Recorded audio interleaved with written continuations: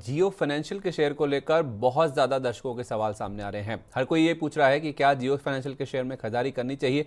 एक तो शेयर में हायर लेवल से गिरावट हो चुकी है और दूसरा कुछ ऐसी खबरें हैं, ऐसे अपडेट्स हैं जिस वजह से लोग ये जानना चाहते हैं कि क्या इन खबरों के बीच में शेयर में खरीदारी करनी चाहिए या नहीं करनी चाहिए। इसी सवाल का जवाब आपको इस वीडियो में देते हैं। पहले देखते हैं कि इस शेयर का आज का प्रदर्शन किस तरह का देखने को मिला है। आज अगर आप देखें तो शुरुआती कुछ मिनटों में ये शेयर 2.5% तक उछल गया था। हालांकि उसके बाद हायर लेवल से जो इंटरडे हाइज बने हैं वहां से ये शेयर फिसलता हुआ दिखा है। दिन के दौरान हमने 321 रुपये 45 पैसे तक इस शेयर को जाते हुए देखा था। वहां से प्रॉफिट बुकिंग हावी होती हुई नजर आई और इनफैक्ट ये जो प्रॉफिट बुकिंग है ये ना केवल एक महीने, पिछले 6 महीने से लगातार जारी है। एक महीने में आप देखेंगे तो करीब 10.5% के आसपास ही गिरावट हुई है और 6 महीने में 18% से ज़्यादा ये शेयर टूट चुका है। और इनफैक्ट जो इसने अपना 52 वीक हाई टच किया था अप्रैल के महीने में 23 अप्रैल को 394 रुपये 70 पैसे तक ही उछल गया था, जो कि इसका 52 वीक हाई या तो फिर रिकॉर्ड हाई भी आप कह सकते हैं।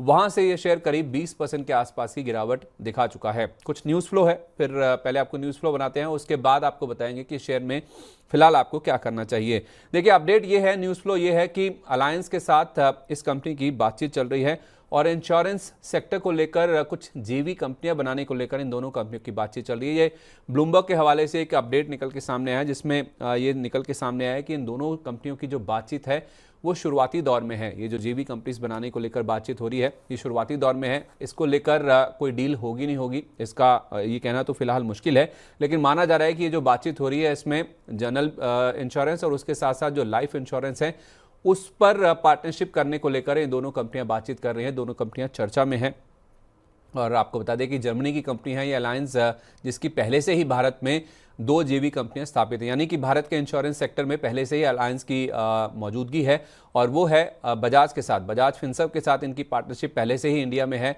और 2 जीवी कंपनीज के जरिए वो हिस्सेदारी होल्ड करते हैं। बजाज के जो इंश्योरेंस वेंचर्स हैं 26% के आसपास के स्टेक है और इनफैक्ट आज से नहीं बल्कि लंबी पार्टनरशिप है, करीब 2 दशक के आसपास का लंबा सफ़र है जो कि इन्होंने फिलहाल आप देखें तो बजाज के साथ कवर किया है। लेकिन अब ये पार्टनरशिप टूट सकती है या फिर इन दोनों कंपनियों की जो पार्टनरशिप है उसकी जो दिशा को लेकर विवाद चल रहा है, माना जा रहा है कि उसके चलते जो पार्टनरशिप है वो टूट सकती है और बजाज को छोड़ के अलायंस अब जियो के साथ आ सकता है। ऐसी खबरें हैं, हालांकि इसकी पुष्टि नहीं हुई है। ऐसे न्यूज़ रिपोर्ट्स बता रही हैं कि ये अलायंस जो है वो बजाज को छोड़ के जियो के साथ कदम आगे बढ़ा सकता है। और आपको बता दें कि जियो फाइनेंशियल की जहाँ तक बात है तो केवी कामत इसकी अगुवाई कर रहे हैं और ये ऑलरेडी कंपनी अगर आप देखें तो एनबीएफसी और उसके साथ साथ इंश्योरेंस ब्रोकरेज, ये दोनों कारोबार ये कंपनी ऑपरेट कर रही है। ब्लैक रॉक के साथ इन्होंने एक जेवी किया था जो कि एसेट मैनेजमेंट या फिर वेल्थ मैनेजमेंट कारोबार को लेकर है। तो फिलहाल देखा जाए तो ये कंपनी इंश्योरेंस ब्रोकरेज में ऑलरेडी है और माना जा रहा है कि अलायंस के साथ ये पार्टनरशिप करके इंश्योरेंस सेक्टर में बड़ा प्ले करना चाहते हैं। तो आखिर ऐसा क्या है कि अलायंस पिछले 2 दशक से भारतीय इंश्योरेंस सेक्टर में मौजूद है, अभी भी वो कमिटेड हैं और जियो फाइनेंशियल इस मार्केट को, इस सेक्टर को क्यों आई कर रहा है वो आपको बताते हैं कि भारत का जो इंश्योरेंस सेक्टर है, जो इंश्योरेंस मार्केट है वो कितना बड़ा है और क्यों कंपनियां इस सेक्टर में एंटर करना चाहती हैं।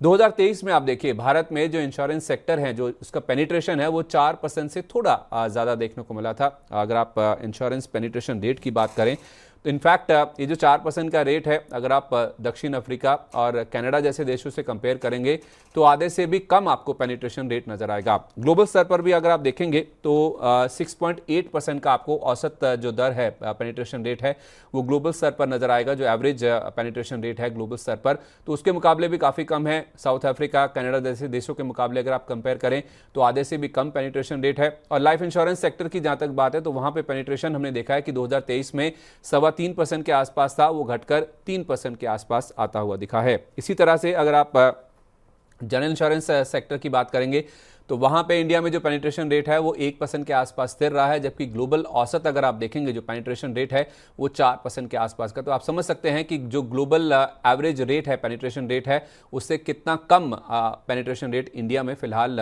देखने को मिल रहा है। और यही कारण है कि 2047 तक इरडा जो कि इस सेक्टर का रेगुलेटर है उसने इंश्योरेंस फॉर ऑल का जो लक्ष्य है वो यहाँ पे लेके चले हैं, यानी कि भारत में अभी भी इंश्योरेंस सेक्टर को लेकर बहुत ज़्यादा ग्रोथ आनी बाकी है। इसीलिए अनुमान लगाए जा रहे हैं कि 2024 से लेकर 2028 के दौरान इंश्योरेंस मार्केट, जो इंडिया में मार्केट है इंश्योरेंस का, वो 7% के आसपास की ग्रोथ से आगे बढ़ती हुई नजर आ सकती है। यही कारण है कि हर कोई कंपनी इस सेक्टर में रहना चाहती है क्योंकि ग्रोथ वाला सेक्टर है और यहाँ पे काफ़ी ज़्यादा फोकस देखने को मिल रहा है। लेकिन इस न्यूज़ फ्लो जो पूरा चल रहा है इस कंपनी को लेकर और जिस तरह के नतीजे फिलहाल इस कंपनी ने पोस्ट किए थे, क्या इसके बाद इस शेयर में खरीदारी करने के मौके हैं? क्योंकि हायर लेवल से स्टॉक करीब 20% के आसपास करेक्ट हो चुका है।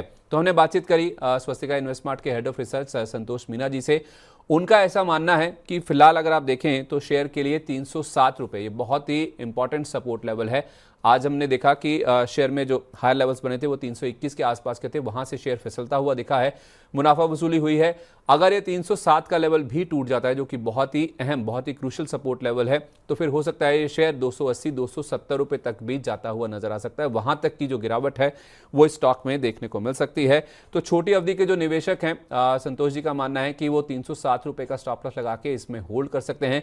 लंबी अवधि की जहां तक बात है तो यहाँ पे फ्रेश खरीदारी के लिए फिलहाल वो राय नहीं दे रहे हैं। उनका मानना है कि जिस तरह की बाजार की स्थिति है इस सेक्टर में या फिर इस स्टॉक में या किसी भी स्टॉक में फिलहाल फ्रेश एंट्री के लिए बचना चाहिए।